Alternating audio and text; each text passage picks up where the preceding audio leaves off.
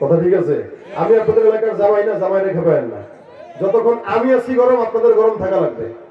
আমি বকবক করবো, আপনারা এমনি বেশি বেশি ঘুমাইবেন, এই সুযোগ অন্তত সাইড দিবে না।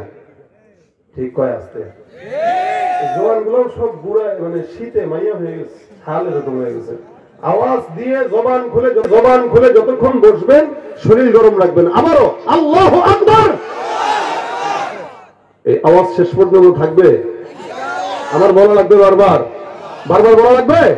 যখন সুবহানাল্লাহ আওয়াজ দরকার সুবহানাল্লাহ বলবেন, আসমান জমিন কাঁপিয়ে বলবেন ইনশাআল্লাহ।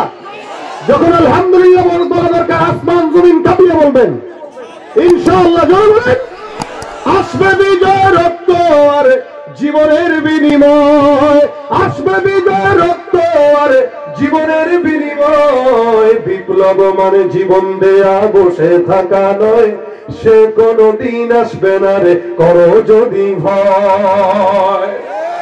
কথা কয় না, ভয় পাই কাকে?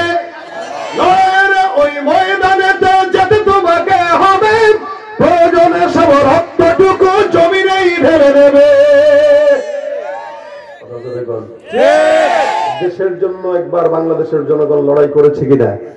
5 মাস আগে বাংলাদেশ স্বৈরাচার মুক্ত করার জন্য লড়াই করেছে। তখন হাজারো মানুষ মরেছে, শাহাদাত বরণ করেছে। তবে ইমানের জন্য যদি কখনো ডাক চলে আসে, ইমানের জন্য যদি কখনো লড়াই করা লাগে, 1000 না 1 কোটি জীবন দিতে তৈরি হয়ে যাবে। রাজি আছেন না ইনশাআল্লাহ?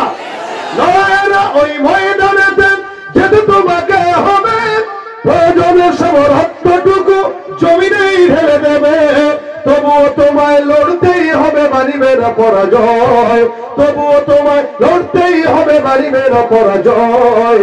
বিপ্লব মানে জীবন দেয়া, বসে থাকা নয়, সে কোনদিন আসবে না রে, করো যদি ভয়। বিপ্লব মানে জীবন দেয়া, বসে থাকা নয়, সে কোনদিন আসবে না রে, করো যদি ভয়।